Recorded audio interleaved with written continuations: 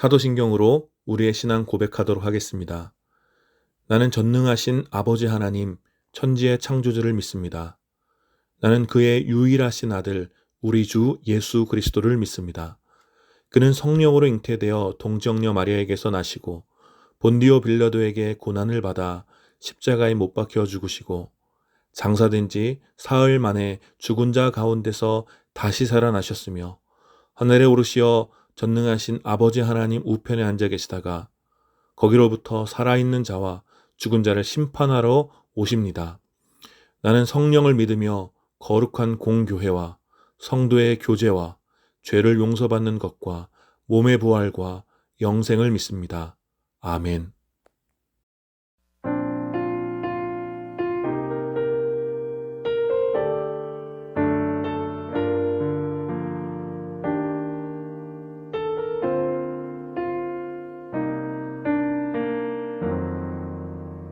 허무한 시절 지날 때 깊은 한숨 내쉴 때 그런 풍경 보시며 탄식하는 분 있네.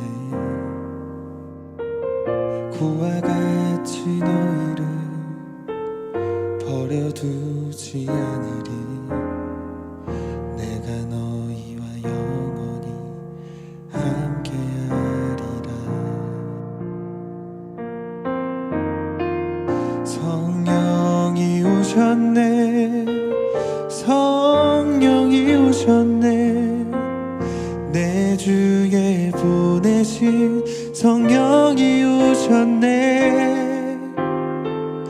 우리 인생 가운데 친히 찾아오셔서 그 나라 꿈꾸게 하시네.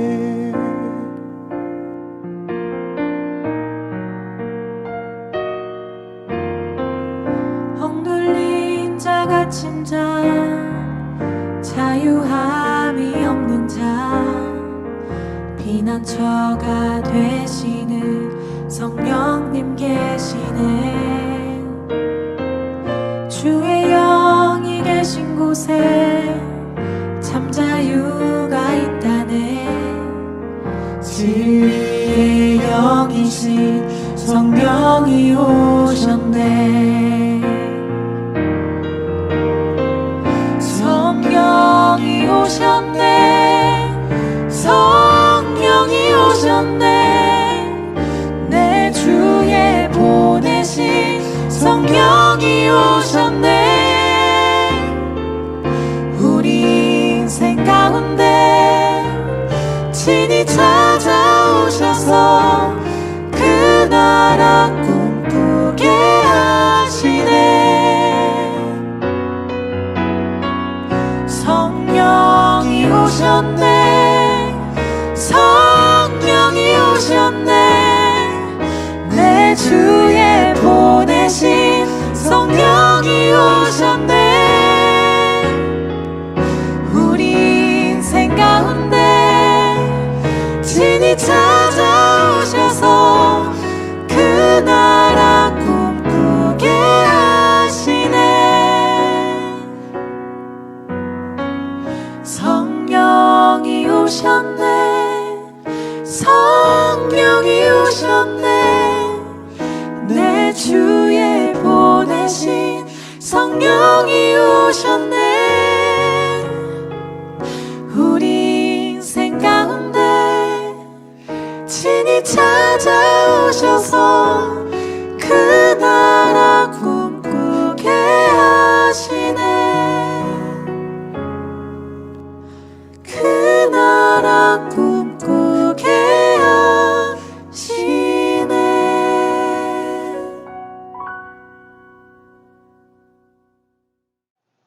이 시간 함께 드린 예배를 위해서 잠시 기도하겠습니다. 거룩하신 하나님, 은혜를 감사합니다. 오늘도 우리가 시간을 정해 주님 앞에 나와 주님이 기뻐하시는 이 날 주님께 예배드립니다. 주님, 우리의 예배를 받아주시옵소서. 우리가 한 곳에 모여 예배드리지 못하지만 흩어져서 예배드리는 모든 예배자들의 예배를 주님 기쁘게 받아주시고 무엇보다 성령 하나님께서 교통하여 주셔서 우리 모두에게 동일한 은혜를 허락하여 주시옵소서. 오늘도 우리가 주님 앞에 예배드릴 때 찬양의 고백과 또 정직한 우리의 신앙의 고백과 또 적은 예물을 주님 앞에 드리오니 주님 우리가 드리는 모든 또 우리의 헌신과 우리의 예배를 주님 기쁘게 받아주시고 세상에 줄 수 없는 참된 평안과 위로로 우리에게 은혜를 내려 주시옵소서. 감사드리며 우리 주 예수 그리스도의 이름으로 기도드립니다. 아멘. 우리 시간 함께 주의 말씀 좀 나누도록 하겠습니다. 함께 나눌 하나님 말씀은 마태복음 6장 14절부터 15절까지 말씀입니다. 마태복음 6장 14절부터 15절까지 말씀 제가 봉독하겠습니다. 너희가 남의 잘못을 용서해 주면 너희 하늘 아버지께서도 너희를 용서해 주실 것이다. 그러나 너희가 남을 용서해 주지 않으면 너희 아버지께서도 너희의 잘못을 용서해 주지 않으실 것이다. 아멘. 오늘 이 본문을 중심으로 하나님 나라를 살다 산상수훈 강의 22번째 시간입니다. 용서를 위한 기도라는 제목으로 여러분들과 함께 말씀을 나누었으면 좋겠습니다. 여러분들 우리가 함께 몇 번씩 나누었듯이 이 극단적인 개인주의가 확대되면서 무엇보다 이 인간 사이의 사람과 사람 사이의 관계도 과거와는 다른 모습으로 변화되고 있습니다. 예전에는 학연이나 지연 이런 갖가지 인맥이 사람들 사이의 관계를 맺음에 있어서 굉장히 중요한 지분을 가지고 있었고 또 어떤 서열이나 인정과 같은 요소가 개인의 역할과 행동의 선택에 있어서 매우 크게 영향을 주곤 했었죠. 그래서 의례적으로 혹은 또 독특한 문화의 영향으로 나이와 서열 그리고 성별과 계층에 따라서 기본적으로 주어지는 사회적 위치에 따라 관계를 그 가운데서 맺어왔었죠. 이런 것입니다. 부모와 자녀, 또 교사와 학생, 상사와 부하, 또 남자와 여자, 또 어른과 아이, 또 비즈니스맨과 고객, 목사와 성도, 이런 식의 관계를 우리가 계속 맺어왔던 것입니다. 그리고 이렇게 관계를 맺을 때 학연과 지연과 같은 어떤 핵심 인맥이 작용하게 되면 그 관계가 더 굉장히 친밀하고 돈독하게 유착되는 것이죠. 여전히 이렇게 문화 또 사회적 관습이나 전통 안에서 관계를 맺고 또 친밀감을 형성하는 것을 좋아하는 사람들이 여전히 많이 있지요. 그러나 그럼에도 불구하고 최근에 나타난 어떤 두드러진 현상은 뭐냐면 이러한 문화와 또 사회적 위치나 어떤 학연, 지연과 같이 그동안 우리나라에서 핵심적인 어떤 인맥, 또 핵심적으로 사람과의 관계를 형성하도록 도왔던 그런 어떤 관계의 구조가 굉장히 많이 변화되고 있다라는 것입니다. 그리고 그 변화의 핵심은 제가 생각할 때 극단적인 개인주의에 있는 것 같습니다.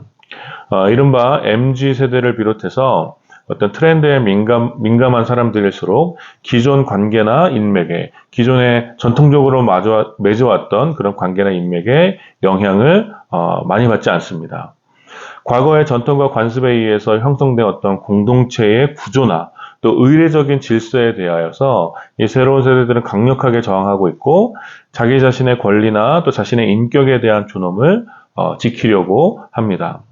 그래서 서열 중심의 관계를 당연하게 생각했던 이들과 어떤 갈등이 생기게 되고 또 학연과 지연과 같은 다양한 인맥에 의해서 관계를 결정하는 것이 아니라 상호 합의된 계약에 따라서 합리적인 관계를 결정하려고 합니다.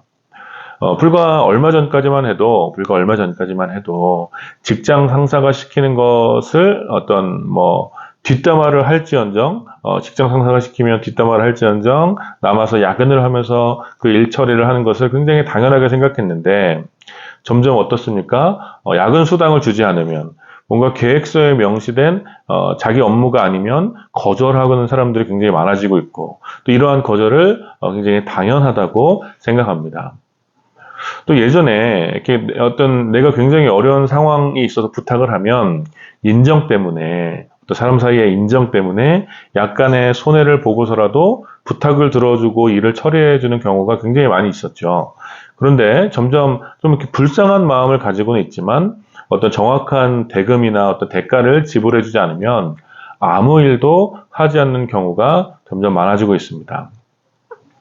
그러니 다양한 조직에서 관계에 대한 어떤 새로운 정의와 개념을 가지고 살아가는 세대들과 그 전에 전통적인 관습 안에서의 관계를 관계를 생각하고 있는 옛세대들 간의 갈등이 굉장히 깊어지고 있는 것이죠. 저는 이렇게 개인주의가 강화되고 또 관계를 맺음에 있어서 전통적이거나 문화적인 어떤 거대 담론에 의해서 숙명적인 관계를 맺는 것이 아니라 어떤 자신의 역할과 책임에 대하여 합리적인 제안을 하고 자신의 권리의 어떤 존엄성을 지키기 위하여 비인격적인 구조나 문화에 저항하는 것을 매우 좋은 일이라고 매우 긍정적으로 생각합니다. 특별히 우리나라와 같은 사회에서 아주 오랜 시간 전통적인 어떤 관습에 따라서 불합리하게 차별받아온 어떤 그런 사람들의 지위나 역할, 특별히 뭐 여성의 위치와 역할, 또 학연과 지연에 의해서 공정한 기회조차 박탈당해온 또 수많은 청년들, 또 뭐 기타 등등, 뭐 이러한 악하고 불합리한 관계들이 사회의 구성원으로서의 개인의 존엄과 권리를 심각하게 훼손했었고, 이러한 피해에 대한 온전하고 합리적인 저항으로서의 이 시대에 나타난 그런 개인주의는 적극 지지하고 있습니다. 그러나 그럼에도 불구하고 이러한 개인주의가 극단적으로 갔을 때, 특별히 극단적인 개인주의가 관계에 있어서 아쉬운 부분이 늘 있다고 생각하는데, 그것은 바로 이기심이 극대화되는, 사람들과의 관계에서도 이기심이 극대화되는 반작용이 나타난다라는 것입니다. 사람들은 자기 자신의 권리와 자기 인격의 존엄을 지키기 위해서라면 다른 사람이 받는 피해나 또 받게 될 상처를 굉장히 우습게 여기거나 하찮게 여깁니다. 그래서 공동체를 위한 헌신보다 공동체에서 받을 권리만을 중요하게 생각하게 된다면 점점 인격적인 공동체는 사라지게 되는 것이죠. 그래서 우스갯소리로 요새 이제 젊은 사람들이 직장을 구할 때 가족 같은 회사를 굉장히 싫어한다라는 이야기를 들었습니다. 그래서 공동체의 이상적인 비전과 가치, 그리고 그러한 공동체 안에서의 유기적인 관계는 점점 사라지고 개인의 필요와 탐욕을 위한 합의된 관계가 인간관계의 중심이 될 가능성이 매우 높아지는 것이죠. 안타까운 것은 우리 사회가 점점 그러한 모습으로 바뀌고 있다라는 것입니다. 물론 이 두 양극단이 있죠. 사회의 문화적인 전통과 관습에 따라 당연하게 맺었던 인간관계가 최악으로 갈 경우에 이런 일들이 있었던 것이죠. 불합리한 차별과 불공정, 그리고 개인의 존엄성과 권리가 훼손되는 그런 일들이 있습니다. 그러나 반대로 이 극단적인 개인주의에 기반한 어떤 새로운 인간관계가 최악으로 갈 경우 어떻게 되느냐? 극대화된 이기심 속에 개인의 탐욕이 깊어지고 공동체성이 파괴되며 타인에 대한 무관심이 깊어질 수 있다라는 것입니다. 따라서 이 두 극단의 피해를 최소화하기 위해서 우리는 늘 건강한 관계 맺음에 대하여 고민해야 합니다. 이게 서론이 꽤 길었지만 이런 어떤 시대적인 상황들, 특별히 관계에 대하여 변화하고 있는 이런 시대적 상황, 그리고 그러한 변화와 관련된 다양한 갈등들은 오늘 우리가 함께 읽은 이 본문이 이 시대를 살아가는 그리스도인에게 얼마나 중요한 말씀인지를 다시 한번 일깨워 준다고 할 수 있습니다. 사실 오늘 우리가 함께 묵상할 이 용서라는 주제는 어쩌면 오늘을 살아가는 우리들에게 가장 부담되는 주제일 수도 있습니다. 자기 권리와 자기 존엄성을 중요한 가치로 여기며 살아가는 시대에 사람들은 자신에게 피해를 입히거나 실수한 사람들에 대하여 어떤 용서나 화해가 아닌 합리적인 보상을 원하는 것이죠. 견고한 서열과 문화적 관습에 의해서 피해와 불평등이 강요된 사람들은 진정한 용서 대신 보복과 저주의 감정이 커지면서 동시에 자신도 같은 위치에 오르면 자기가 당한 고통을 밑에 사람들에게 고스란히 물려주는 그런 것들이 굉장히 익숙하다라는 거예요. 이러한 삶이 익숙한 우리들에게 오늘 본문은 용서를 말하고 있습니다. 여러분, 이거 얼마나 부담스러운 주제입니까? 사실 오늘 우리가 함께 읽은 이 두 절의 말씀은 지난주에 살펴봤던 주님께서 가르쳐 주신 기도와 의미적으로 연결되어 있습니다. 예수님께서는 바리새인과 율법학자들을 경계하면서 그들의 위선을 이제 질책하고 계시죠. 특별히 구제와 기도 그리고 금식에 대한 어떤 그들의 위선을 경계하시면서 이제 예수님께서 가르쳐 주신 새로운 어떤 구제와 기도, 금식에 대한 말씀을 전해 주시고 있는 것이죠. 그리고 지난주에 주님께서 가르쳐 주신 기도를 살펴보면서 위선이 없는 기도가 무엇인지, 또 제자들의 삶의 자리에서 드려지는 기도가 무엇인지를 소위 말하는 주기도문을 통해서 간략하게 살펴봤습니다. 그런데 그 기도에는 이런 내용이 포함되어 있었죠. 우리가 우리에게 죄 지은 자를 용서해 준 것처럼 우리의 죄를 용서하여 달라는 간구. 바로 이 간구가 주님께서 가르쳐 주신 기도에 포함되어 있다는 거예요. 이 간구는 주님의 용서로 인하여 새로운 삶을 살아가는 제자들의 어떤 삶의 정체성에 대한 굉장히 중요한 고백이라고 할 수 있습니다. 기독교에서 말하는 구원은 무엇입니까? 기독교에서 말하는 구원은 어떤 거대한 상급이나 어떤 혜택을 받는 것이 아니라 우리의 구원은 참 생명이신 하나님을 배반하여 사망의 노예로 살아가던 죄인들을 향한 하나님의 용서의 결과가 바로 우리의 구원입니다. 구원은 상급이나 혜택을 얻는 것이 아니라 하나님 용서의 결과로 하나님을 다시 아버지라 부르는 어떤 그 자녀로서의 관계가 회복되는 것. 그것이 바로 우리가 믿는 구원이다라는 거예요. 그러니 제자를 향한 하나님의 용서, 하나님의 자녀를 향한 하나님의 용서는 우리와 하나님과의 관계의 출발이 되는 것입니다. 용서가 바로 출발이라는 거예요. 그것도 어떤 우리의 자발적인 반성이나 회개 없이 주님께서 우리를 사랑하셔서 먼저 용서를 해주셨다는 것이 하나님의 용서에 담긴 놀라운 은혜인 것입니다. 하나님께서는 하나님의 자녀들에게 용서를 받기 위한, 하나님께서 어떤 자녀들을 용서해주기 위한 어떤 조건도 내걸지 않으셨죠. 이렇게 하면 내가 너희를 용서해주겠다라고 한 것이 아니라 오히려 오늘 본문도 그와 같은 구조인데 오히려 내가 너희를 이미 용서해줬으니 이제 너희도 용서하는 삶을 살아야 한다라는 것이 하나님의 조건이었습니다. 그러니 용서를 받기 위한 조건은 없어도 하나님으로부터 용서를 받기 위한 조건은 없어도 용서받은 이후에 하나님의 용서를 받은 그 이후의 삶에 대한 하나님 아버지의 소망은 담겨져 있는 것입니다. 그리고 하나님의 자녀들, 예수님의 제자들을 향한 하나님의 마음이 담긴 그러한 마음이 담긴 것이 바로 오늘 본문이라고 할 수 있는 것이죠. 너희가 남의 잘못을 용서해주면 너희 하늘아버지께서도 너희를 용서해 주실 것이다. 그러나 너희가 남을 용서해 주지 않으면 너희 아버지께서도 너희의 잘못을 용서해 주지 않을 것이다. 오늘 이 본문에 대하여 이 본문의 메시지와 이 본문의 메시지와 비슷한 또 구체적으로 설명하고 있는 본문이 마태복음 18장 21절부터 나오는 내용입니다. 여러분 잘 아시겠지만 마태복음 18장 21절부터 1만 달란트 빚진 자의 비유가 나옵니다. 이게 굉장히 동일한 메시지를 전해 주신 것이죠. 이런 내용이죠. 1만 달란트 빚진 자가 굉장히 큰 금액이죠. 1만 달란트 빚진 종이 이제 빚을 다 갚을 수가 없어서 빚을 못 갚고 있어서 주인 앞에 끌려 나오게 됩니다. 그래서 이 주인은 어서 빨리 너희의 집의 소유를 팔아서 그 빚을 당장 갚으라고 얘기합니다. 그런데 그 종은 이제 아무리 소유를 팔아도 그 빚을 갚을 수 없기 때문에 지금 당장 빚을 갚을 수 없으니 조금만 기다려달라고 그 주인에게 간청합니다. 그러자 그 주인은 빚진 종을 긍휼히 여겨서 종의 빚을 탕감해 주었죠. 1만 달란트의 빚을 탕감해 주었습니다. 그렇게 그 내용이 끝나죠. 그리고 이 종이 나가서 자신에게 100데나리온, 굉장히 작은 금액입니다. 100데나리온 빚진 자를 만나게 되는데 이 사람을 붙잡아서 어서 빨리 이 100데나리온, 나에게 빚진 100데나리온을 갚으라고 호통을 칩니다. 그런데 이 빚진 사람도 그 종에게 똑같이 말하죠. 지금은 형편이 어려워서 빚을 갚을 수 없으니 조금만 기다려 주십시오.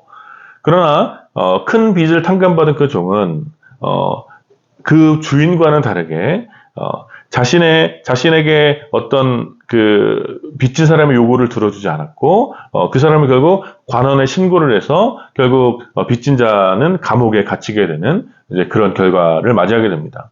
그리고 이 이야기를 들은 주인은 자신이 더 큰 빚을 탕감해준 그 종이 적은 빚을 탕감해주지 않고 다른 사람에게 모질게 구한 것에 대하여 화를 내고 그 종도 똑같이 빚을 다 갚을 때까지 감옥에 가두어 버립니다. 이렇게 얘기하죠. 내가 너에게 이렇게 큰 빚을 탕감해 주었는데 너는 어찌하여 나와 같이 하지 않았냐라고 말씀하시는 것이죠.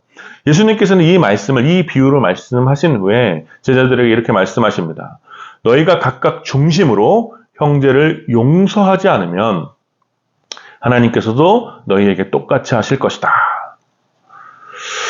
즉 예수님께서는 제자들이 하나님 아버지께로부터 받은 용서의 그 크나큰 그 사랑을 기억하면서 당연히 이제 너희들도 이웃들을 향한 용서의 삶을 살아야 한다고 가르쳐 주시는 것입니다. 그것이 마땅하다라고 가르쳐 주시는 거예요. 왜냐하면 그것이 바로 하나님 아버지의 성품이기 때문이며 하나님 아버지를 닮은 하나님 아버지의 성품이 자녀를 통해서 나타나는 증거이기 때문에 그렇습니다.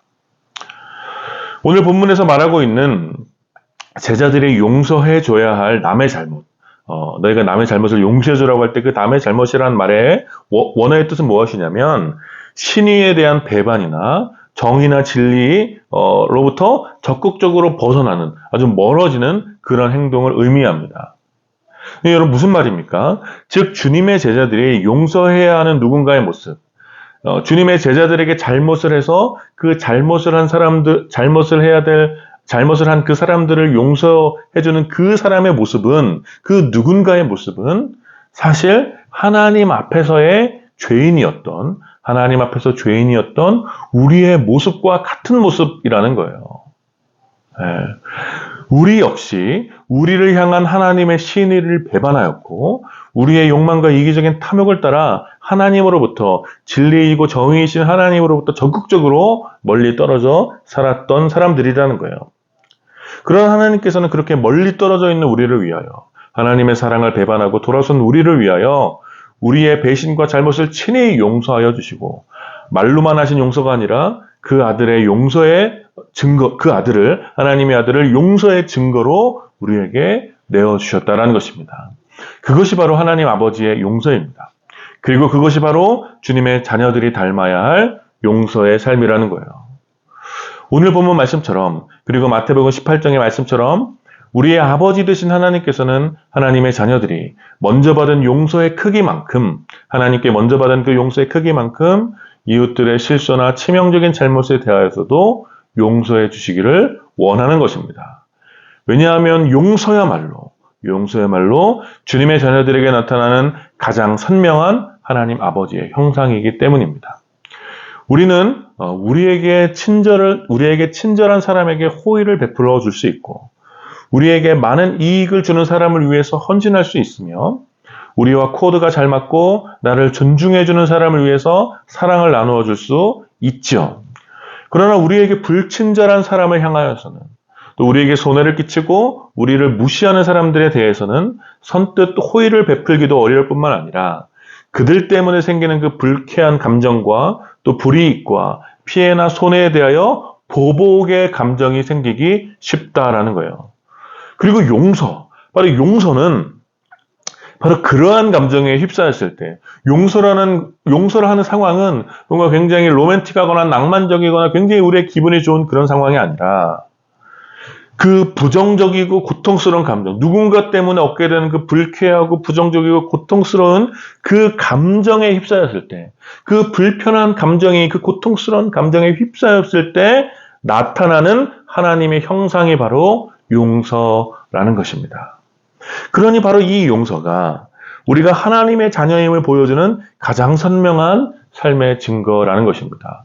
굉장히 우리에게 잘해주는 사람에게 잘해주는 것을 보고 우리가 하나님의 자녀라는 것이 선명하게 나타나지 않는다라는 거예요. 그러나 우리를 향하여 굉장히 불편하게 하고 우리에게 피해를 주고 우리에게 고통을 주는 그 누군가를 향하여 우리가 하나님의 마음으로 용서할 수 있다면 하나님 아버지의 그 용서의 성품이, 하나님 아버지의 그 성품이 우리를 통해 나타난다라는 것입니다. 그래서 우리는 기도해야 합니다. 왜냐하면 용서가 매우 어렵기 때문입니다.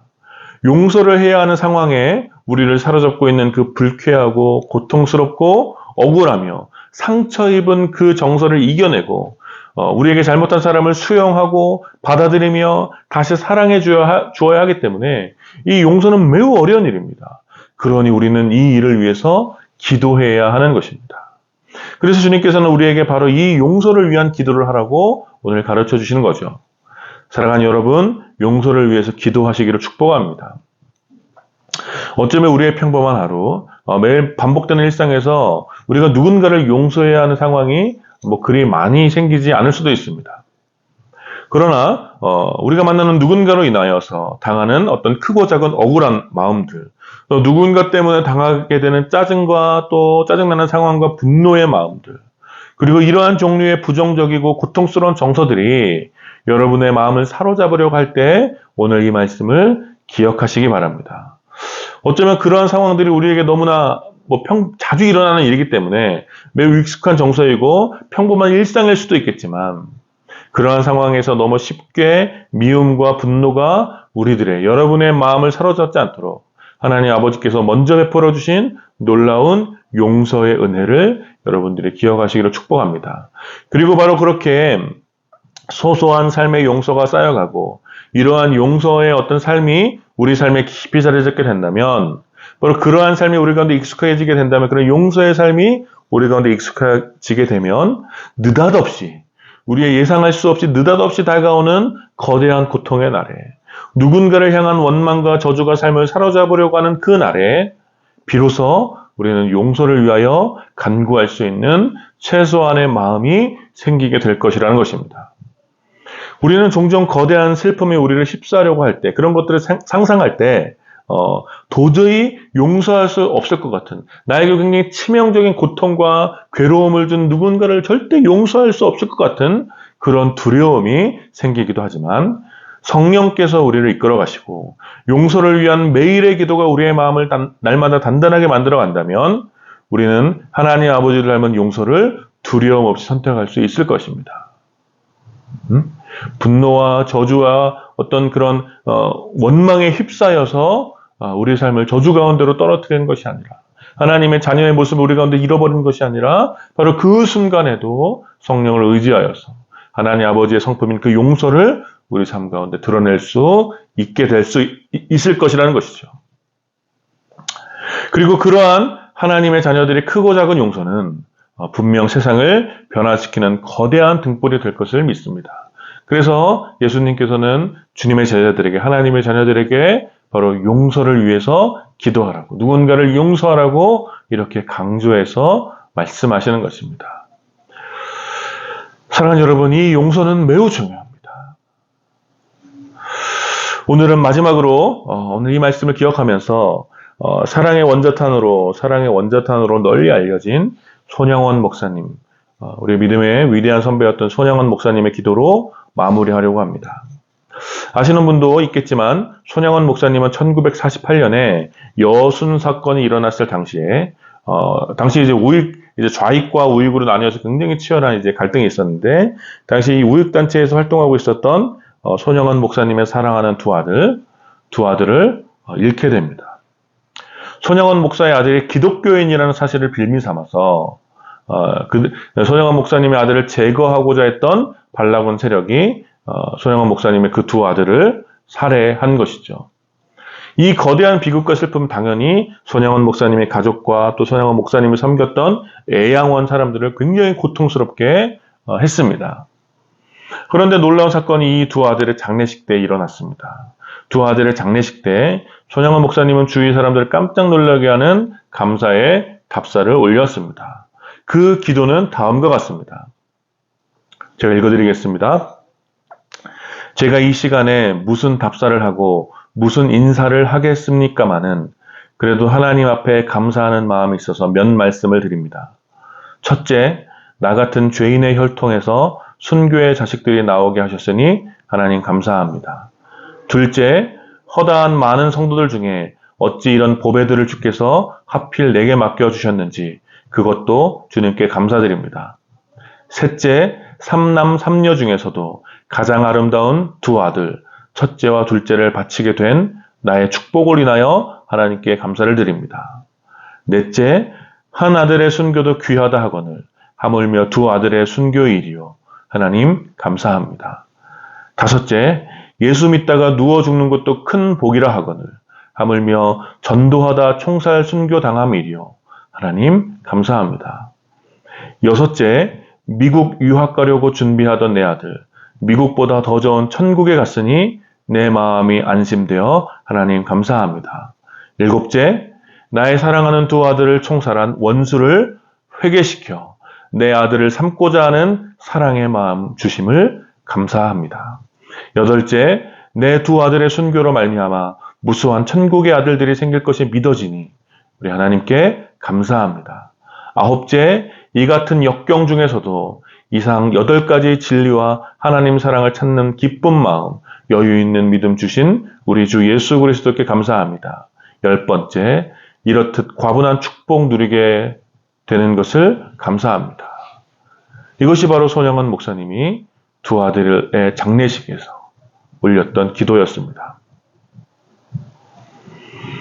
그리고 이 감사 기도 이후 실제로 손영원 목사님은 두 아들을 죽인 원수 안재선이라는 학생을 자신의 양아들로 삼았습니다. 손영원 목사님의 두 아들이 살해된 것에 격분한 마을 사람들과 가족들이 이 안재선이라는 학생을 잡아 죽이려고 했는데 손영원 목사님은 사람을 시켜서 그 학생을 아들 삼으려고 하는 자신의 뜻을 전달했고 결국 안재선이라는 학생은 손영원 목사님의 양자가 되었습니다. 그리고 곧이어 일어난 한국전쟁 당시에 손영원 목사님은 마을 사람들과 함께 죽임을 당하게 되었고 안재선 씨가 끝까지 이 양아들이었던 안재선 씨가 끝까지 장례식장에 남아서 손영원 목사님의 상주가 되었고 가장 슬퍼했다고 알려집니다. 그리고 계속해서 손영원 목사님의 가족들과 가족처럼 지내면서 책임을 다했다고 전해집니다. 여러분 어떻게 이런 일이 가능할까요? 그것은 바로 용서를 위한 기도 때문에 그렇습니다. 주님께서 우리를 위해 어떤 사랑을 베푸셨으며 우리를 다시 자녀 삼으신 하나님 아버지의 용서가 얼마나 위대하고 감격스러운 것인지 용서를 위한 기도를 매일매일 예수 그리스도 하나님의 그 놀라운 용서하시는 그 아버지의 마음을 매일매일 묵상하며 기도했기 때문에 바로 이러한 용서의 기도를 결정적인 순간에 그 고통의 날에 그 역경의 날에 용서할 수 있는 그 마음이 생겼던 것입니다. 사랑하는 여러분, 우리에게도 이러한 삶과 기도가 있기를 축복합니다. 여러분, 용서합시다. 이기적인 욕망과 극단적인 개인주의가 사람들과의 관계를 차갑고 비인격적으로 만들어가는 이 시대에 진정한 용서의 마음을 품고 살아가는 여러분들이 되어주시기를 축복합니다. 보복과 저주의 마음, 또 당한 만큼 갚아주고 싶어하는 마음, 또 빼앗긴 것만큼 빼앗고 싶은 마음, 피해를 입은 만큼 피해를 주고 싶은 마음, 이 고통스럽고 괴로운 상실의 마음을 이겨내고 우리 삶 속에 용서를 통한 지극한 평화가 깃들도록 우리 함께 용서를 위한 기도를 훈련했으면 좋겠습니다. 이번 한 주간 여러분의 삶 속에 이 말씀, 바로 이 용서의 기도가 살아있기를 축복합니다. 용서하시고 또 용서하시고 용서하기 어려운 상황에 오늘 말씀을 기억하셔서 실수와 잘못을 용서해 주시고 다시 그들과 생명의 사귐을 가질 수 있게 되기를 마음을 다해 축원합니다. 우리 시간 함께 기도합시다. 오늘은 한 가지만 좀 같이 기도했으면 좋겠습니다. 말씀 기억하시면서 우리가 좀 용서의 사람이 될 수 있도록 보복과 분노, 저주와 시기의 마음이 주님의 은혜로 다스려지고 우리를 먼저 용서하여 자녀 삼으신 하나님 아버지의 그 한없는 사랑이 우리 삶을 이끌어가도록 우리 함께 말씀을 기억하시면서 같이 기도합시다. 같이 기도하겠습니다. 거룩하신 하나님, 은혜를 감사합니다. 이 시간에 우리를 사랑하셔서 먼저 용서하여 주신 하나님의 그 극진하신 사랑을 다시 한번 기억합니다. 하나님이 놀라운 사랑이 우리 삶을 뒤덮고 우리에게 새로운 삶의 길을 열어주셨고 하나님을 아버지라 부르는 자녀 삼아주신 놀라운 은혜가 우리 가운데 있사온데 하나님, 우리가 얼마나 우리의 이기적 욕망 때문에 또 우리의 불편한 마음과 또 고통스러운 감정 때문에 누군가를 저주하고 보복하고 이기적인 모습을 살아왔는지 알 수 없습니다. 하나님, 우리의 연약함을 지금 긍휼히 여겨주셔서 우리의 삶을 통해 하나님의 놀라운 긍휼히 여기는 그 용서에 하나님의 용서가 드러날 수 있도록 주님, 우리를 용서의 사람을 세워주시옵소서. 이를 위해서 주님, 누군가의 용서를 위해서 기도하고 주님이 그런 마음을 수 있도록 아버지 인도하여 주시옵소서. 거룩하신 하나님 은혜를 감사합니다. 우리가 죄인 되었을 때 하나님을 배반하여 떠나 우리의 마음대로 진리와 정의에서 멀어져 특별히 하나님 생명으로부터 멀어져 사망의 노예로 살아갈 때 우리를 끝까지 사랑하신 하나님의 그 놀라운 사랑이 나타나 우리를 용서하여 주셨고 용서의 증거로 그 아들을 우리 가운데 보내주셨으며 다시 우리를 하나님을 아버지라 부를 수 있는 이 놀라운 자녀됨의 권세를 우리 가운데 허락하여 주셨으니 이 놀라운 사랑으로 인하여 다시 한번 주님께 감사드립니다. 그러나 그럼에도 불구하고 우리의 삶이 얼마나 완악하고 우리의 삶이 얼마나 강팍한지 우리에게 조금이라도 피해를 주는 사람들에 대하여 참 여러 가지 부정적인 마음과 불쾌한 마음이 곧바로 들고 때로는 누군가를 향하여서 우리에게 피해를 준 사람을 향하여서 보복하고 당한 만큼 돌려주는 것이 정의라고 생각했던 우리의 연약한 모습들을 주님 긍휼히 여겨 주시옵소서. 하나님, 우리가 하나님 아버지를 닮아 용서의 사람들이 될 수 있도록 주님 아버지 인도하여 주시옵소서. 우리의 삶을 통해 용서할 수 없는 그 사람을 하나님께서 우리를 용서할 수 없었던 우리를 먼저 용서하여 주셨던 것처럼 하나님 이 용서의 마음 우리들 가운데 나타날 수 있도록 아버지 인도하여 주시고 그래서 우리의 용서를 통하여서 하나님 아버지의 더 크신 용서를 바라보게 되는 그런 주님의 사랑을 드러내는 도구로 우리의 삶이 사용되어질 수 있도록 주님 우리를 인도하여 주시고 우리 이끌어 주시옵소서. 특별히 이번 한 주가 우리의 또 삶의 터전에서 하나님 우리 가운데 또 수시로 우리의 삶을 휩싸는 수많은 부정적이고 불쾌하고 고통스러운 정서들 가운데 하나님 오늘 이 말씀을 기억하여서 우리를 괴롭게 하는 누군가를 용서하고 우리를 불편하게 하는 누군가를 용서할 수 있는 우리가 될 수 있도록 주님 특별한 은혜를 부어주시옵소서. 감사드리며 우리 주 예수 그리스도의 이름으로 기도드립니다. 아멘. 지금은 우리 주 예수 그리스도의 은혜와 성부 하나님의 다함이 없는 사랑과 성령 하나님의 위로하심과 교통하심이 하나님께 먼저 받은 그 용서의 사랑을 기억하여 이제 우리도 용서의 사람으로 살기를 다짐하는 모든 주의 백성들과 이 예배에 참여하는 주님의 제자들 가운데 이제로부터 영원까지 함께 있기를 축원하옵나이다. 아멘.